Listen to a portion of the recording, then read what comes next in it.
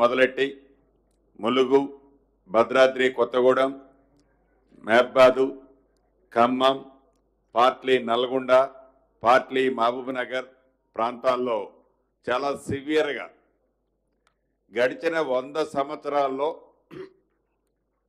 Within 1 అవర్లో 42 సెంటీమీటర్లు వర్షపాతం నమోదైన సంఘటనలు ఎప్పుడూ లేవు.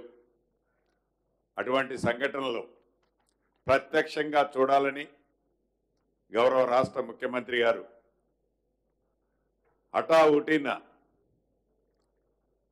హెలికాప్టర్ పనిచేయకపోయినా రోడ్డు మార్గంలో నిన్నంతా ఖమ్మం జిల్లాలో ప్రత్యక్షంగా నష్టపోయిన ప్రాంతాల్లో పర్యటిస్తూ రాత్రి ఖమ్మం జిల్లాకు సంబంధించిన రివ్యూ మీటింగు అధికారులకు దిశ నిర్దేశించి మళ్ళీ ఉదయం లేచిన దగ్గర నుంచి ఇటు మహబాద్ జిల్లాకి కూడా రావటం జరిగింది.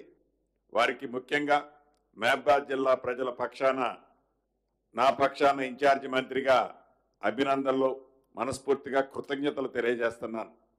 అదే రకంగా వేదిక మీద ఉన్న సహచార మంత్రివర్యులాలు సీతక్క గారు, జిల్లా నా సహచార ఎమ్మెల్యేలు, ఎంపీ గారు, ఎమ్మెల్సీ గారు, ఎస్పీ గారు, కలెక్టర్ గారు, ఇంకా జిల్లా ముఖ్య అధికారులంతా ఉన్నారు. వారందరికీ వేమ నరేంద్ర అన్న, ఇంకా మీడియా మిత్రులందరికీ మనస్ఫూర్తిగా హృదయపూర్వక నమస్కారం.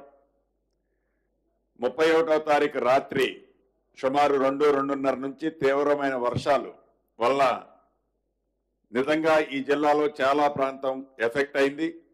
ముందుగా ఏవైతే 2 రైల్స్ సుమారుగా 1600-1700 మంది ప్రయాణికుల్ని సమయస్ఫూర్తితో జిల్లా యంత్రాంగం అంతా కాపాడినందుకు గౌరవ ముఖ్యమంత్రి గారి పక్షాన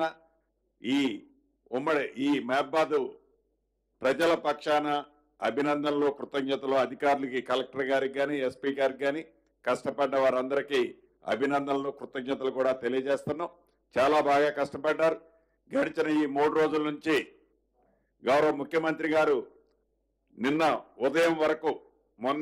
ఉదయం వరకు హైదరాబాద్లో కూర్చొని ఎక్కడైతే ఉదయం నుంచి ఆల్ మినిస్టర్స్ని అలర్ట్ చేస్తూ ఇంచి ప్రతి నిమిషం ఏ ప్రాంతంలో ఏం జరుగుతుందో తెలుసుకొని తగు సూచనలు ఇస్తూ మంత్రులైన మా అందరికీ ఎక్కడ ముందు ప్రాణ నష్టం జరగకుండా కాపాడండి, ఆస్తి నష్టం జరుగుతుంది, ఈ ఆస్తి నష్టం జరిగే దాంట్లో దాన్ని మినిమైజ్ చేయండి అని వారికి ఉన్న అనుభవంతో సీనియర్లు చెప్పిన దాన్ని సేకరిస్తూ సూచనలు ఇవ్వటం వల్లనే ఈనాడు ఇంత పెద్ద ఉపద్రవం వచ్చినా దేశవ్యాప్తంలో ఇటువంటి సంఘటనలు జరిగేది చాలా అరుదు.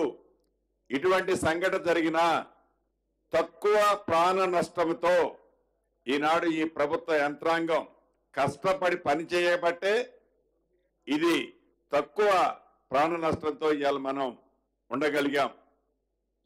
దీన్ని కూడా రాజకీయ లబ్ధి కోసమనో, రాజకీయంగా లబ్ధి పొందాలనో, ఏ పార్టీ అయితే ప్రధాన ప్రతిపక్షమని చెప్పుకుంటున్న ఆ పార్టీ ఫ్లోర్ లీడర్గా ఉన్న అనుభవజ్ఞులైన ఆనాటి మాజీ ముఖ్యమంత్రి గారు కానీ, ఈనాటి ఫ్లోర్ లీడర్ గారు కానీ ప్రజల్లోకి వచ్చేది లేదు.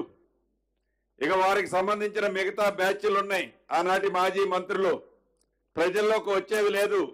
దొంగల పడ్డ 6 నెలలకి కుక్కల మురిగిని అన్నట్లు 3 రోజులైతే ఈ సంఘటనలు జరిగి ఈరోజు అక్కడక్కడ వెళ్ళి ఏదో రాజకీయ లబ్ధి కోసం మాట్లాడటం తప్ప తగు సూచనలో, సలహాలో, ఈ ఉన్న విపత్తు పరిస్థితుల్లో ప్రజలను కాపాడే దాంట్లోనో సూచనలు ఇవ్వకుండా మేమున్నప్పుడు ఇది చేశాం, వారున్నప్పుడు ఇటువంటి సందర్భం ఎప్పుడూ రాలే. నిజంగా మన పక్క రాష్ట్రం ఉంది ఆంధ్రప్రదేశ్. ఉమ్మడి ఖమ్మం జిల్లాకు ఆనుకొని ఉంటుంది కృష్ణా జిల్లా. ఇక్కడ వరదే అక్కడికి పోతుంది. ఈ ఖమ్మం జిల్లాలో కానీ, మహబాద్ జిల్లాలో కానీ జరిగిన నష్టాన్ని అటు కృష్ణా జిల్లాతో పోల్చుకుంటే వాళ్ళకి 2 కళ్ళు ఉన్నాయి. ప్రధాన ప్రతిపక్షం అని చెప్పే నాయకులకి కానీ, వాళ్ళ తొత్తులకు కానీ. అక్కడ ఇక్కడ కంపేర్ చేస్తే ఎక్కడ ఎక్కువ నష్టం జరిగిందో ఇప్పటికైనా కనపడుద్ది వాళ్ళకి. రాజకీయ విమర్శ చేయాలని చేస్తున్నారే తప్ప ఎప్పుడైనా గతంలో ఇటువంటి సందర్భాలు వచ్చినప్పుడు వారు పరిపాలించిన 10 సంవత్సరాలలో ఏనాడైనా ఆనాటి ముఖ్యమంత్రి ప్రత్యక్షంగా వచ్చి ఎవరైతే ప్రజలు ఇబ్బంది పడుతున్నారో, ఎవరైతే ప్రజల కష్టాల్లో ఉన్నారో కనీసం డబ్బు లేకపోతే ఇపోయారు, సాయం చేయకపోతే చేయిపోయారు, నేనున్నా అండగా అని అన్న సందర్భాలు ఏనాడు లేవు. ఈనాడు కేవలం రాజకీయ లబ్ధి కోసం, కేవలం వారి స్వలాభం కోసం మాట్లాడుతున్నారే తప్ప ప్రజల క్షేమం కోసమో, ప్రజలకు జరిగిన నష్టంలో కష్టంలో ఈ ప్రభుత్వానికి మంచి సూచనలు ఇస్తే తప్పకుండా బేషిజాలకు పోకుండా ఈ ప్రభుత్వం తీసుకుంటది అని అనేక సందర్భంలో గౌరవ ముఖ్యమంత్రి గారు, మంత్రులు మేము చెప్పాం. సూచనలు సలహాలు కాదు, మైక్ దొరికితే చాలు అధికార పార్టీ మీద యుద్ధం ప్రకటించినట్లు నోటికే పదాలు వస్తే ఆ పదాలు వాళ్ళు మాట్లాడుతున్నారు. వాళ్ళకి సంబంధించిన కొద్ది మందితో అది నోటికి పట్టరాని భాషతో మాట్లాడిపిస్తున్నారు. నిజంగా దురదృష్టకరం, చాలా బాధాకరం. ఇప్పటికైనా వారు మంచి సూచనలు ఇస్తే తప్పకుండా సేకరిస్తాం. గౌరవ ముఖ్యమంత్రి గారు నిన్న ఇయ్యాల చెప్తున్నారు, ఏవైతే వారి దగ్గర గత ప్రభుత్వంలో ప్రజల సొమ్ము కొల్లగొట్టి దాచుకున్న డబ్బుందో ఆ డబ్బులో 1000 కోట్లు 2000 కోట్లు సీఎం నిధులకు ఇస్తే తప్పకుండా వాటికి మేమింత కలిపి ప్రజలకు సేవ చేయడానికి ఈ ప్రభుత్వం ఉందని ఆ దిశగా ఆలోచించాలని కూడా వారిని కోరుకుంటూ, అధికారులకు ఇందాక ముఖ్యమంత్రి గారు అన్ని సూచనలు సలహాలు ఇస్తారు. ఒకటి చెప్పేది, డబ్బు ఎంత ఖర్చు అయినా పర్వాలేదు, ఈ ప్రభుత్వం ప్రజల ప్రభుత్వం. ఇందిరమ్మ రాజ్యంలో పేదోళ్ళకి నష్టం కలగకుండా ఉండే విధంగా తప్పకుండా నేను కూడా టైం టు టైం ఇక్కడే ఉంటాను. ఇంతకుముందే గౌరవ ముఖ్యమంత్రి గారు కూడా నాకు సూచించారు, టైం టు టైం నేను సీతక్క ఉంటాం. ప్రజలకు ఎక్కడా నష్టం జరగకుండా, కష్టం రాకుండా ఈ ప్రభుత్వం తప్పకుండా మీకు అండగా ఉంటుందని తెలుపుకుంటూ ఇప్పుడు సహచర మంత్రివారిని సీతక్క గారిని మాట్లాడవలసిందిగా కోరుతున్నాను.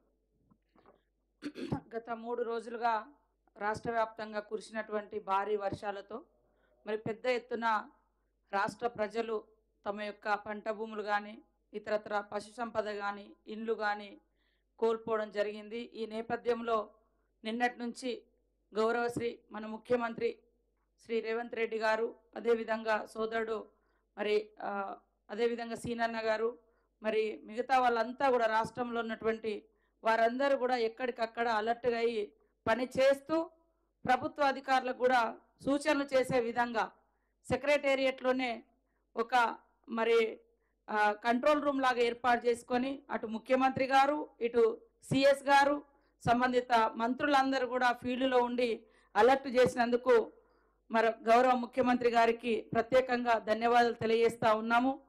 ఈ క్రమంలో నిన్న నల్గొండ, ఖమ్మం చూసుకొని ఈరోజు మరి మహబూబాద్ జిల్లాకు వారు రావడం జరిగింది.